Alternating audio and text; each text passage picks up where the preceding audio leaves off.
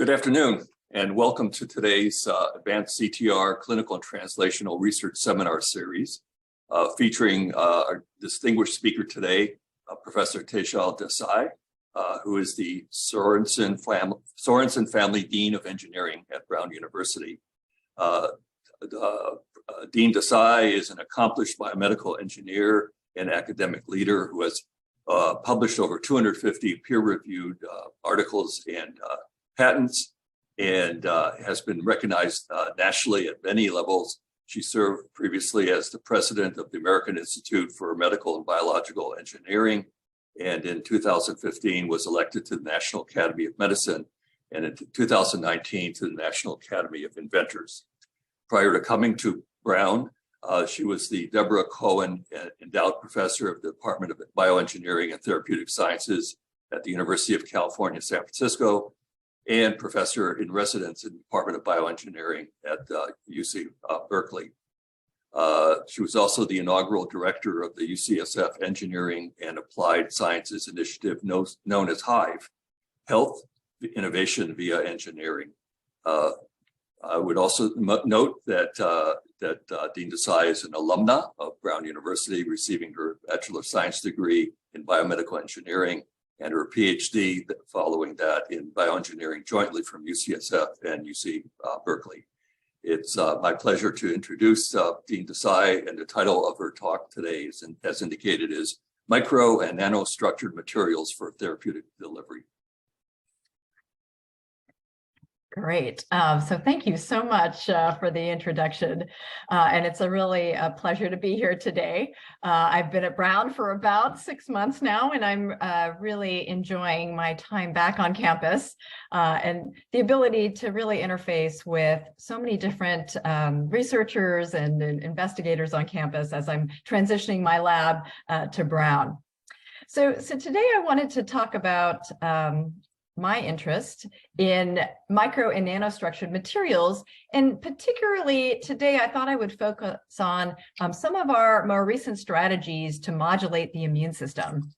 And so I've been very interested actually from my time at Brown in how we can use materials at many different length scales to be able to perturb or influence how the body interacts with those materials, and more importantly, how we can actually use that to our advantage from a therapeutic point of view.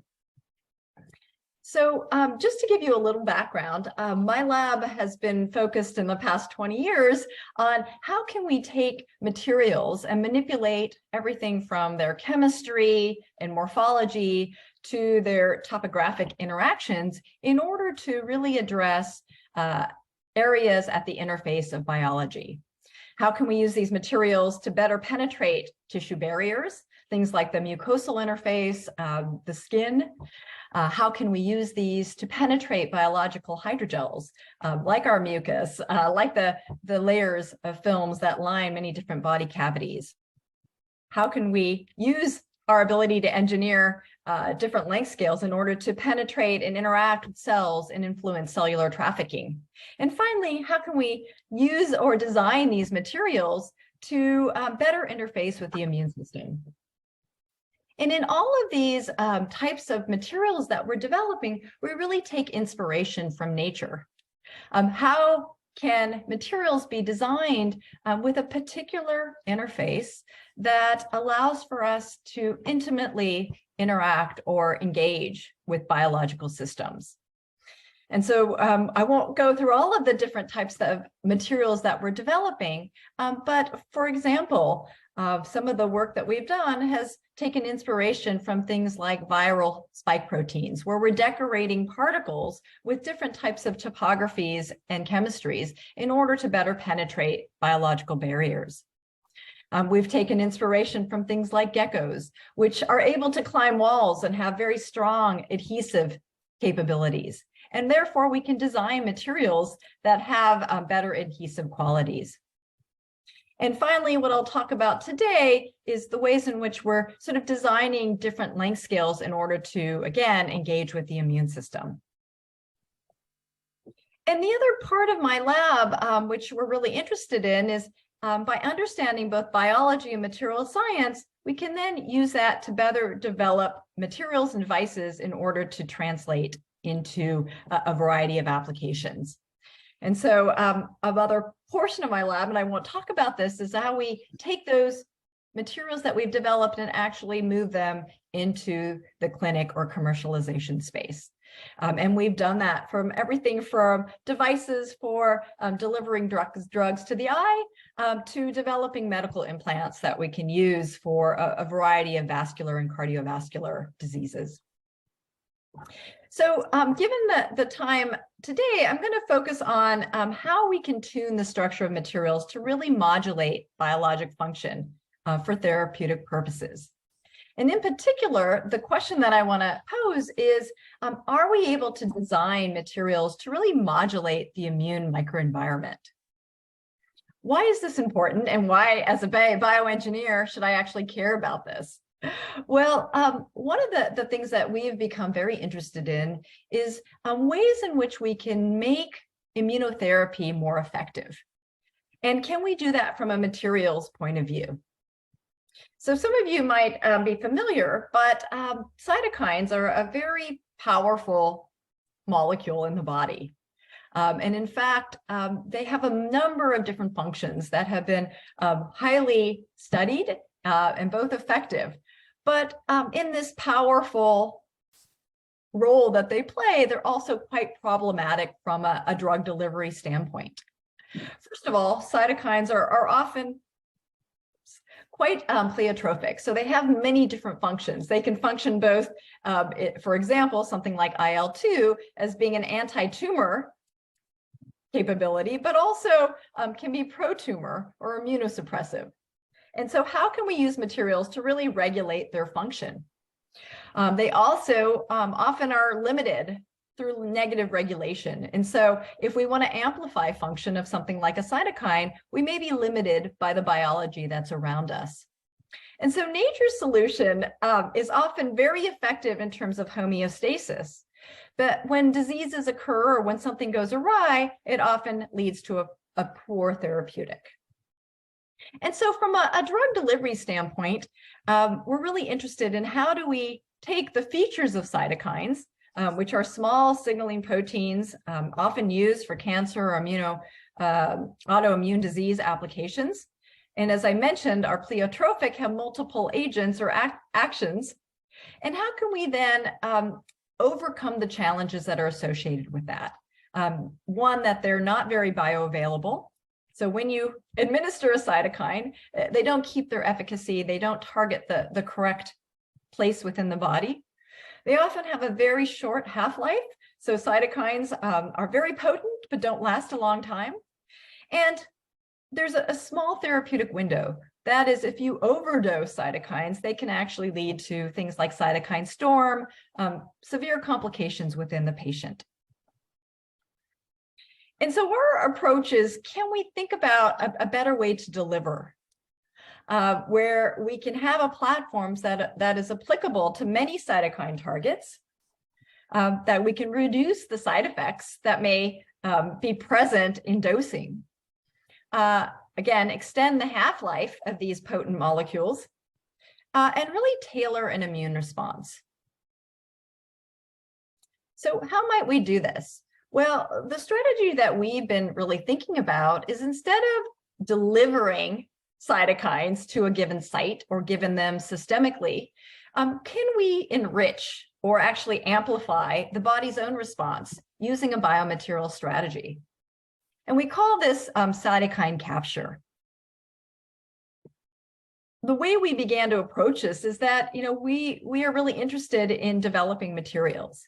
And one class of materials in particular, called sort of nanowires or nano ribbons, is a class of materials where we can basically tune the length scale. Oops, not sure why it's moving. Tune the length scale, the charge, the functionality, the way that it sort of is present and forms networks within the body. And so we took this and really thought, can we use this as a way to be a platform to deliver, or not deliver, but actually enrich or amplify cytokine response? So let me spend a little bit of time in talking about what these materials are. We call these HARPs. These are high aspect ratio particles. And we can basically create these particles to be very long and thin, different aspect ratios. We use a material called polycaprolactone, which is a bioerodible material.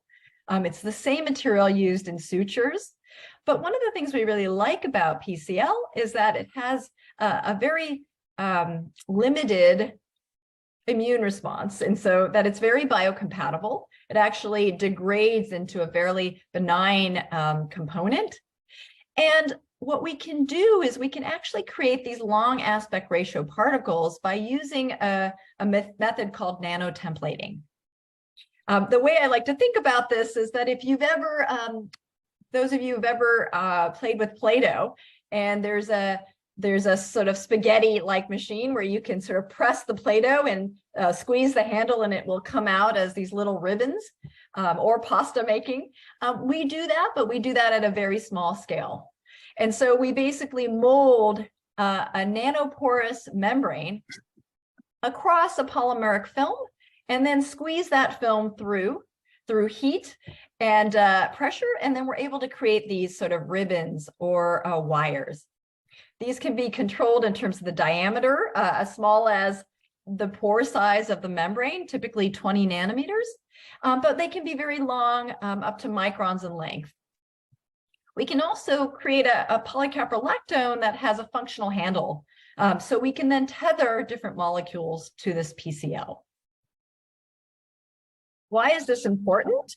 Well, these types of ribbons or wires actually, they actually self-assemble in the body.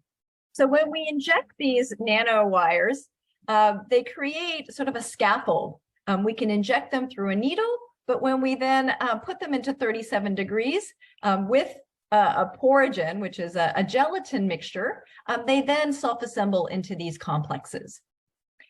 This is important because when we put them into the body, we want these materials to actually stay stable and sort of stay in the body cavity that we inject them in. And so this is an example. This is these are these HARPs, these high aspect ratio particles. We've decorated with just a generic antibody right now, and I'll show you what we do later on. But just to show sort of that these nanowires stay present in a subcutaneous space. If you put normal sort of nanoparticles into this space that are spherical, they would actually get cleared quite rapidly because macrophages and other cell types tend to engulf them. Because of the long aspect ratios, we're actually able to keep these types of nanowires, not just for a few days, but actually weeks. And here we've actually labeled these nanowires in red, and F480 is a macrophage stain. So you can say that the macrophages actually don't sort of colonize and engulf the nanowires even after 4 weeks. And they start to degrade themselves by about week 6. So compared to materials that are presenting an antibody either free or in a spherical configuration, we can extend the half-life quite a bit. Now, what do we do with this, and how can we actually interrogate or modulate the immune system? Well, we've been working with the Spangler group. So this is Jamie Spangler. She's a professor at Hopkins who's done a lot of work on Tregs. So these are T cells that are the regulatory cells that often are really important for combating autoimmune processes. But she also developed 2 different antibodies that are important for signaling. The first antibody is an S4B6 antibody, and that's the sort of terminology that she uses. And one of the interesting things about this antibody is that it binds specifically to IL-2.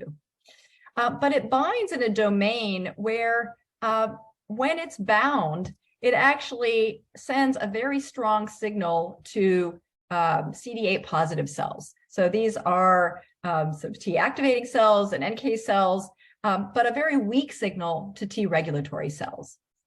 I'm not going to go into all the immunology here, but there's also a complementary antibody that also binds to IL-2, but at a different domain and sends a different signal, sort of presents a signal that's stronger for T regulatory cells and little to no signal to CD8 positive T cells.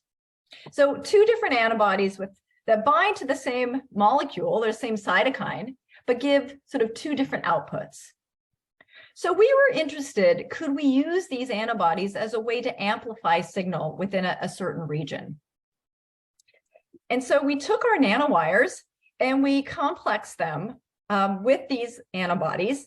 In particular, we were interested in enhancing a T regulatory specific activation as opposed to the CD8 positive T cells. And really interested in that case in using something like the JES61, which is this strong signal for Tregs, and a weaker signal for the NK and effector T cells. Why might you do this? Well, in a case where you have an autoimmune disease, where you want to amplify the T regulatory cell population and sort of hone down the attack mechanism of the body, this might be a great strategy.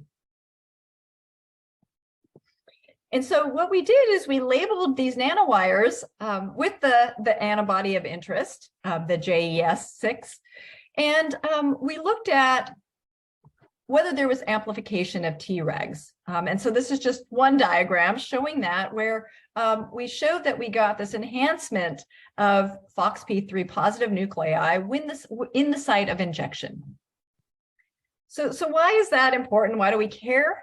Well, one of the things we went on to do is then work with a colleague of mine at UCSF, Mike Rosenblum, who developed a model of autoimmune psoriasis, essentially, where this animal, basically, we can turn on an induction of hyperaugmentation of skin psoriasis.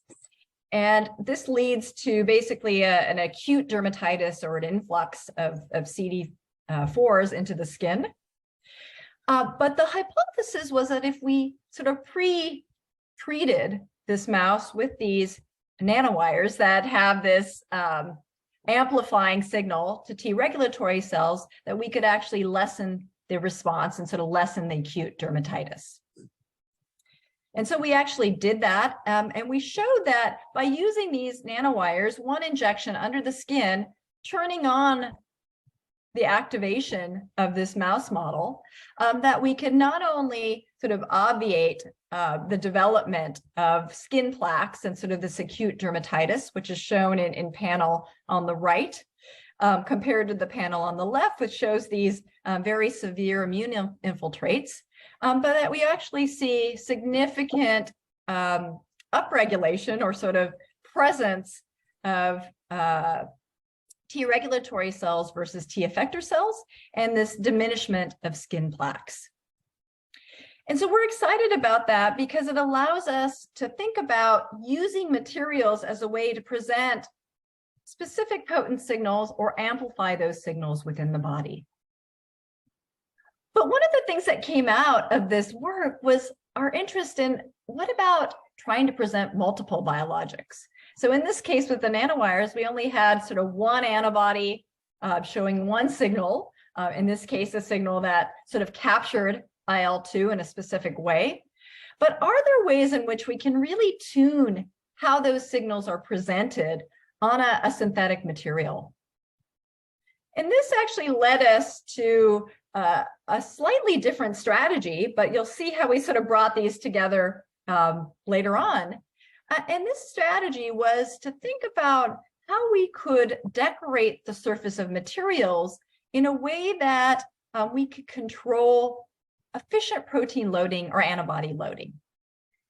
And this strategy actually uses something we call DNA scaffolds.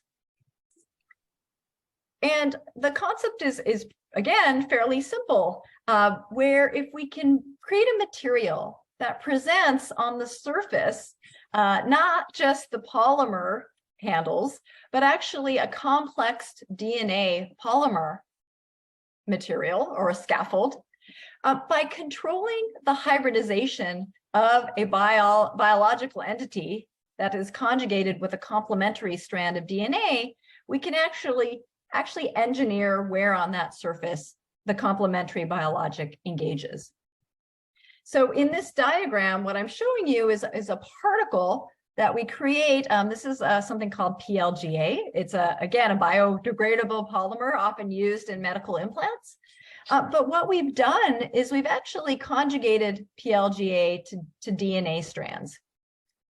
This DNA, then because of the emulsion process and sort of thermodynamics, actually sequesters on the surface of a particle or a material. By creating specific sequences of DNA, we can actually then decorate the surface with different DNA strands. And then by creating a biomolecule with a complementary DNA, it directly hybridizes to that material.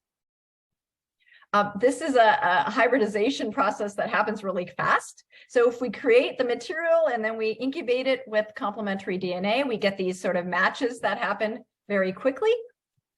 And the beauty of this is that we can actually tune materials to have low to medium to high DNA content on the surface. That allows us to have really, really high loading of things like antibodies. This is an example where we can get very, very high IgG loading on a given surface, up to close what the theoretical limit is, which is very hard to attain through traditional chemistries, even the chemistries that I showed in the previous application. And this is just showing that we can sort of label that DNA on the surface of these particles, and you can see how you can titrate it fairly specifically. Now, why is this important? Well, by changing the DNA that we have on the surface, by putting different strands, different sequences, we can actually tune what the ratios are of different biological molecules that get onto our surface. So if we have red, green, blue, for instance, as complementary DNA strands, we can then get particles that present these in different ratios, creating a red, green, or blue particle, really representing different molecules. We can do this with, instead of red, green, and blue, a given antibody 1, antibody 2, and perhaps a GFP or something that would allow us to visualize. We can think about cytokine 1, antibody 2, and a protein of interest. So you can imagine what are the sort of numerous combinations that we can create. And in fact, this is something that we can control pretty precisely. And this is just showing if we go 3 to 1 to 1 ratio, red, green, blue, versus 1 to 1 to 3, red, green, blue, we can get that specific loading on our particle surface.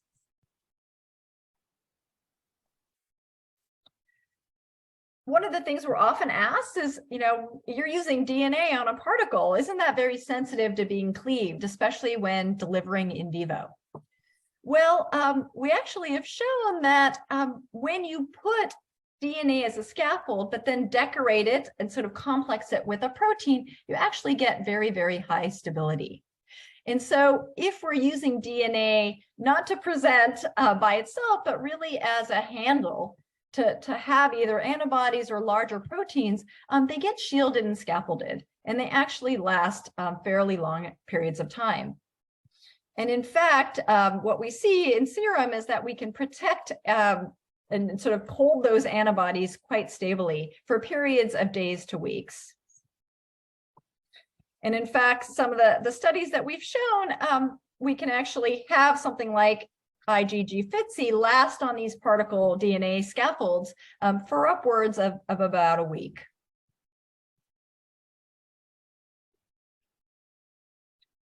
So where might we think about something like this within the context of immune therapy or even delivery?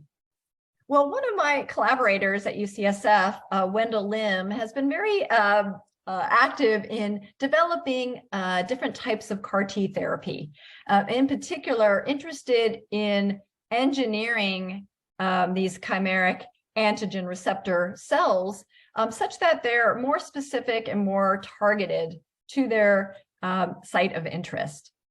And while CAR T therapy has gotten a lot of interest in the cancer space, there's still some really huge challenges in terms of making this applicable to a wide variety of tumor applications, making sure that it's safe because you're engineering cells to attack specific cancer cells, but they also can attack off targets. And also, like I talked about before, if you engineer these cells, they oftentimes lead to things like cytokine release syndrome because you're targeting cells that you might not want to target after all. So one of the things we became interested is, could we actually use precisely engineered biomaterials in the body to both help make CAR T therapy more safe, but also amplify the response, because oftentimes these CAR T cells, they go in the body, they try to attack cancer cells, but they also peter off after time. And so the thought was that we could perhaps go in and really create particles that first are useful for amplifying activation and expansion outside the body, but also we could use them inside the body to really send signals that would tell these CAR T cells to start doing their job. And so here's an example of one of the particles that we created, which is a particle that presents anti-CD3, anti-CD28, and IL-2 on one particle. So we're able to sort of control the ratio of those different signals in order to interface with human primary T cells. And if we do that, what we find is that instead of having a CAR T cell that's doing all the work, we can use a biomaterial to actually present those same signals in vivo. And what this leads to is our ability to have the same sort of cell expansion, which you can see by looking at this generation, in fact, sort of an enhanced expansion. CAP are these antigen-presenting particles that we're developing. And we can do that with less cytokine secretion. So we're not getting these huge cytokine storms. And we can do this by creating cells that have lower exhaustion profiles. So they're not getting as exhausted because we're using a biomaterial to actually present those signals. We can do this with very different types of signals. So we've showed that we can create particles that present, for instance, anti-PD-L1 and a GFP. We've shown that we can do this with HER2 antigens, GFP and anti-C. So a variety of different combinations. But we can also present these materials to synthetic cells within the body to start to activate them. And so I'm not going to go through all of the details, but this is a cell that Wendell Lim's, a cell circuit that Wendell Lim's lab developed, which is a CAR activating cell where it actually gets activated when a GFP signal is presented to it in vivo, and that activates the CAR circuit to then present a ligand, a receptor for HER2, as well as a PD-1 receptor that's always presented. And so this specifically allows for us to use a material to activate a circuit in vivo to then go after killing a target cell. It's a little complicated, but I think that the point that I want to show you is that by using synthetic materials, we can actually use those as sort of on-off switches within the body. And in fact, just to show you how this might work, this is an example where we took transduced T cells, so T cells that have a circuit, injected them into one part of the body, and we then injected particles into one side and no particles into the other side. The places in which we had the particles actually became active. They were able to kill the tumor, which is shown down here. Those T cells that were not given particles did not kill the tumor. So we're sort of turning them on using biomaterial strategies. T cells that did not have the circuit at all, of course, did not have an effect. But at the end of the day, what we can do with these materials that present these signals is basically allow for then sort of an activation which enriches the T cell population, in this case, within our given local site of interest. So that's one potential application, but we also know that the other side of that story is that by presenting things on the outside of a particle, we can present signals to the outside of cells, but also there's an opportunity to enhance intracellular delivery. Oftentimes, we want to not just present signals to cells from an extracellular perspective, but we also want to get signals into the cell.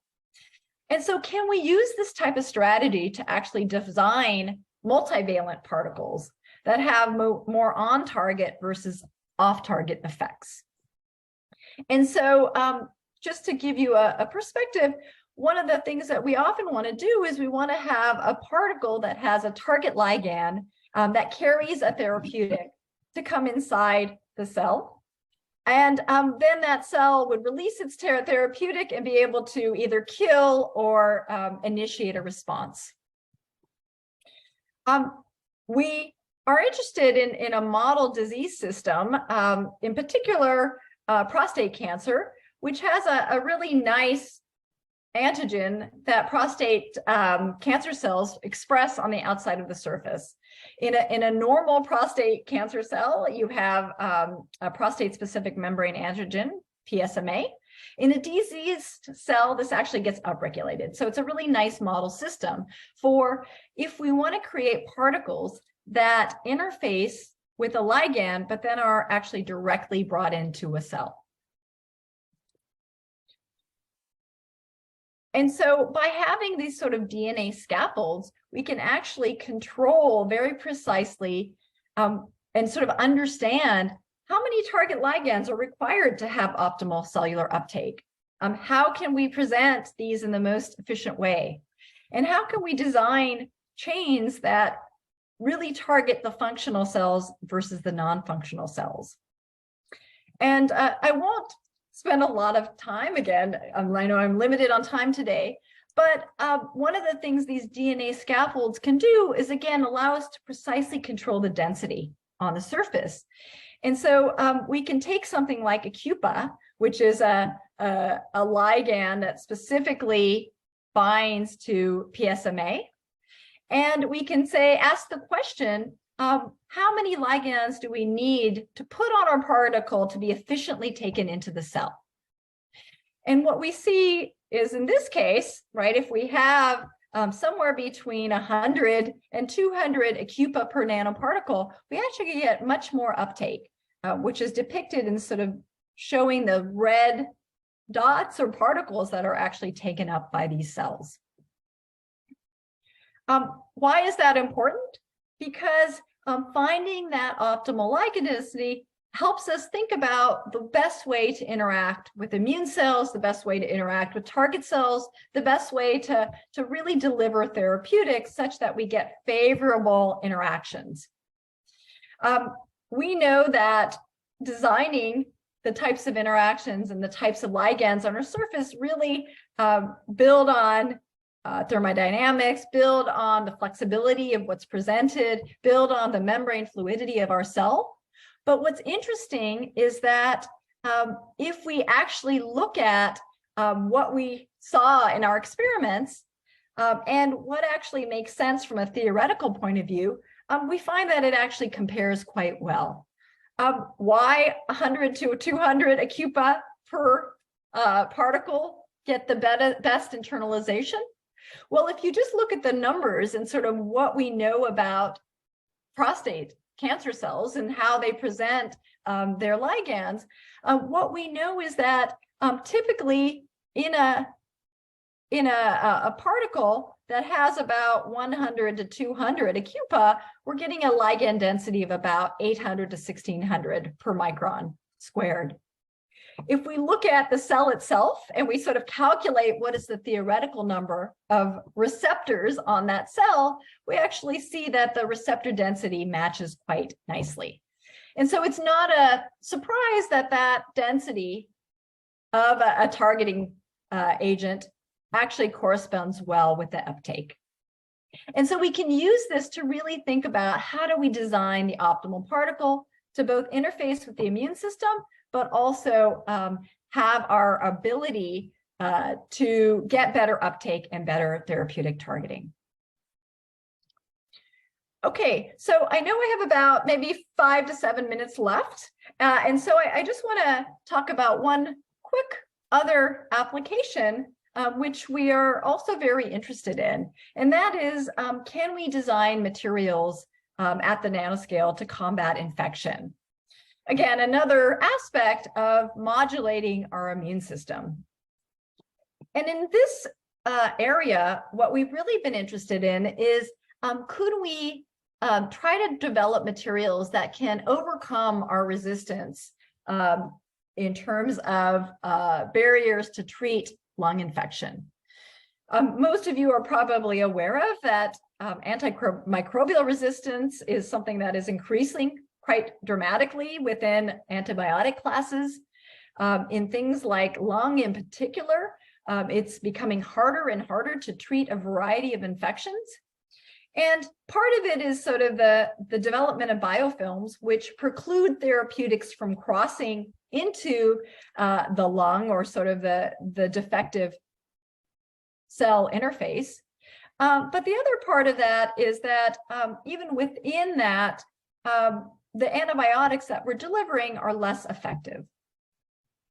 And so one in particular, the Pseudomonas aeruginosa biofilms are really prevalent in chronic wounds, and in particular, the lungs of cystic fibrosis patients. And one of the things we became interested in is there a way to sort of use our knowledge of designing particles with different surface chemistries and different presentations to actually better target these types of biofilms and have them both penetrate and deliver therapeutics. And so two different approaches have been used. Tobramycin, which is an antibiotic, which has shown some efficacy in terms of being able to diminish biofilm variability, but it actually is not super effective, especially if you look at you have to get to very high doses in order to be able to really make a dent in the biofilm. And also silver nanoparticles have been more recently shown that if you use silver nanoparticles in conjunction with tobramycin, you can actually get almost complete elimination of the biofilm. And so our thought was, could we use the ability to then put multiple agents on a surface of a particle to be able to have synergistic delivery of antimicrobials? So be able to deliver both tobramycin in conjunction with silver nanoparticles and complex that on a nanoparticle. And so we did that, and this was recently published, led by postdoc Joel Finblum, as well as a graduate student, where they essentially designed particles that complex tobramycin on the surface using a dextran sulfate, so a negative charged layer by layer approach, but then took those particles and actually complexed them with a positively charged silver nanoparticle formulation to create particles which actually have a corona or a surface presentation of both tobramycin and silver nanoparticles.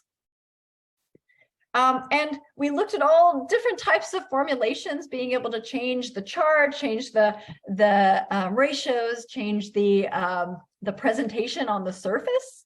Well, I won't take you through all of this, but what we found is that two different formulations in particular, one where we have a negative charge silver nanoparticle cerebomycin complexation on the particle, and one where there's a positive charge complexation. Both are very effective in eliminating PA growth relative to untreated, but also have really good biocompatibility. And the interesting part of this is that by designing that interface, we actually get different types of distribution of the particle.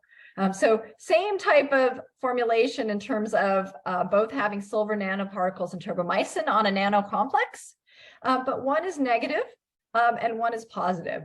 By having a negatively charged corona, you can see that we get this very sort of interspersed diffuse type of distribution within the biofilm.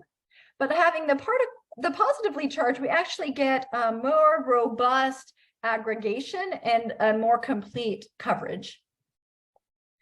It turns out that this directly translates into the effectiveness in a lung infection model. And in fact, we can show that specifically this nanocomplex positive formulation with the silver nanoparticles and the tobramycin actually lead to very, very good survival in terms of a lung infection acute model where we're really infecting these mice with the PA and then looking at how many mice actually survive. We see that this NC2B, we have almost 80% of the mouse that had a positive and actually resolution of infection. This is also supported by things like the lack of total CFU at the site. So we sort of take out the tissue and we look at how much bacterial burden is there.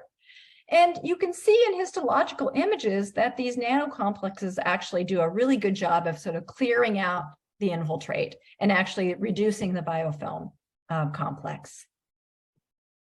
So I know those are, a lot of different things, but what I wanted to sort of showcase is that by really sort of designing materials at that interface, at the interface in which they interact, cell types, they interact intracellular and extracellularly, we really have a powerful tool to both augment and actually enhance the way we deliver therapies, whether that's to an immune cell, to a tissue site, or actually going inside of a cell. And our lab is really interested in doing that across the board, many different types of applications. I only showed you a few really relating to the immune system and infection, but we're also looking at ways in which we can cross epithelial barriers.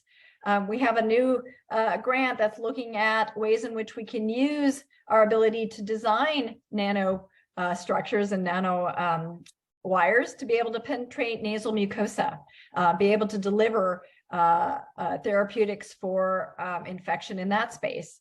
We're also looking at ways in which we can do this in tissue areas, such as the cardiac environment. And ultimately, we want to use these materials to actually lead to better ways of engineering precision medicine, whether that's for small molecules, whether that's for biologics, or eventually for cell therapy, as I mentioned. So with that, I just want to end by talking a little bit about sort of the other piece of my scientific interest, which is in really creating inclusive communities for science. And, with all of the work we do in the lab, my other interest in really what has kept me within science is creating a community where we bring in diverse voices and we really think about how to build the scientific leadership pipeline. And I've been involved in a number of different groups, really looking at the disparities in funding, especially in places like NIH and NSF, where we're really not able to bring in all of the scientists that are doing quality work and be able to fund them at a level that's equitable across the board.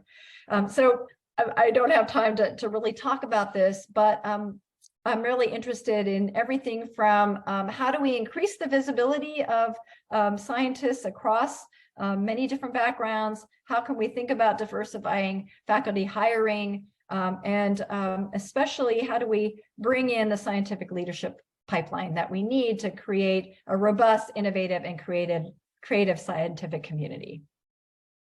So with that, I just want to thank my lab, which is right now joint between UCSF and Brown, and as well as a lot of our funding, which has been instrumental in thinking about how to develop new materials to combat therapeutic barriers.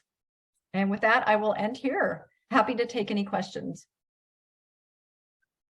Thank you, Dean Desai. It's really fascinating, all those the examples that you've provided, and it's really exciting research, and we look forward to seeing that flourish here at Brown.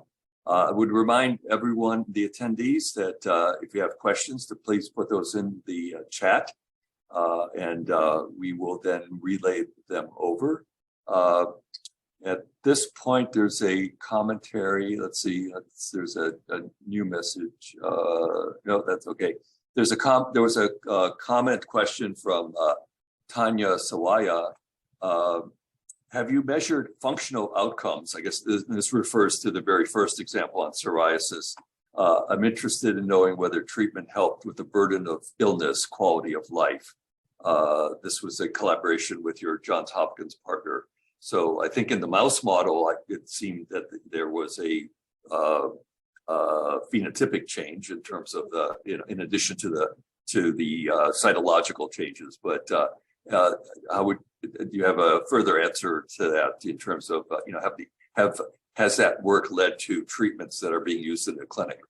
Yeah. So in fact, actually, so that was those particular antibodies that I talked about, in particular the JES61, is our collaborators, actually the Spengler lab, has just created a humanized form of that antibody. So that's sort of the first step in order to think about clinical translation.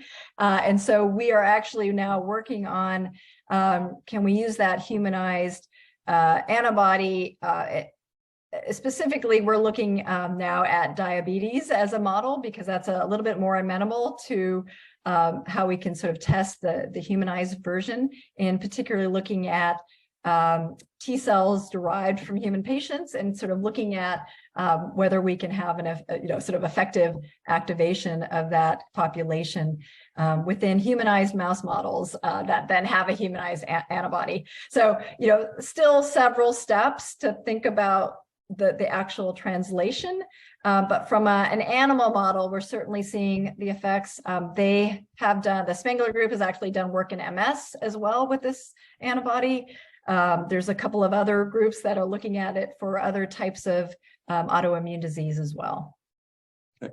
So, and Tanya goes on in another question to ask whether rheumatoid arthritis might be another model that could allow for measures of functional outcomes in mice and ultimately for therapy.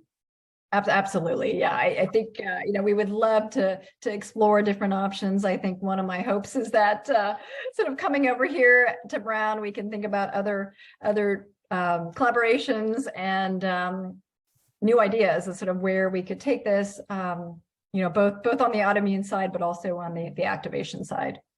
Right. And she prefaced those questions with the comment, "This is groundbreaking. Wow." Thanks, Tanya. I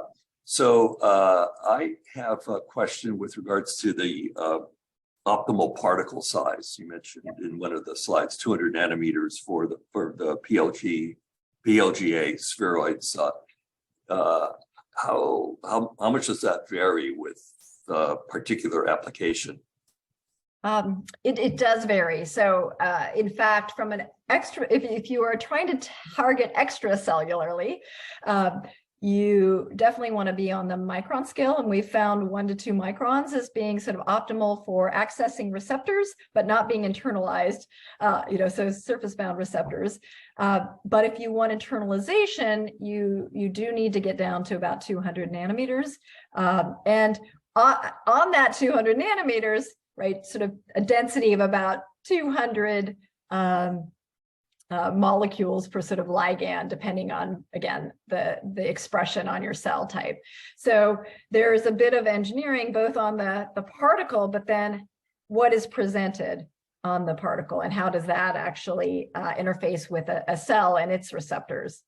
But absolutely, depending on the type of application, you definitely would have different, it's not sort of a one size fits all approach. Right. And another maybe more technical question, with the particles that are constructed with maleimide as sort of the coupling agent, presumably at the end of the targeted coupling, you're doing quenching to remove the maleimide. So you find an effect with different ways of quenching, whether you quench with glycine, say, versus a completely neutral. And again, that may be very application specific. You might want to take advantage of some of that variation. Yeah, no, in fact, so that, it's interesting actually, because we actually spent a bit of time looking at that, because